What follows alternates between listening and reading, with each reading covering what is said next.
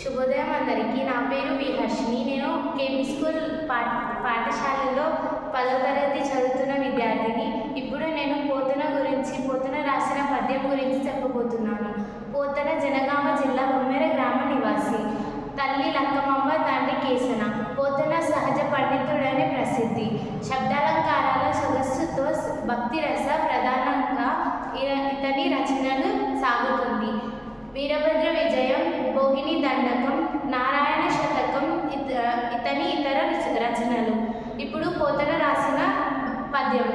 కులమున్ రాజ్యమున్ తేజమున్ నిలుపు మీ కుబ్జుండు విశ్వంబరున్ దళత్తిం బోండు త్రివిక్రమ స్ఫురణ మాండై నిండు బ్రహ్మాండమున్ గలండే మాన్పనొక్కండు నా పలుకు లాకర్నింపు కన్నంబులన్ వలది దానమున్ గీనమున్ బనుకుమా వర్ణిన్ వదాన్మోద్యమా.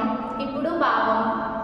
దాతలో గొప్పవాడా ఓ బలి చక్రవర్తి, నీ కులాన్ని రాజ్యాన్ని పరక్రమాన్ని నిలుపుకో.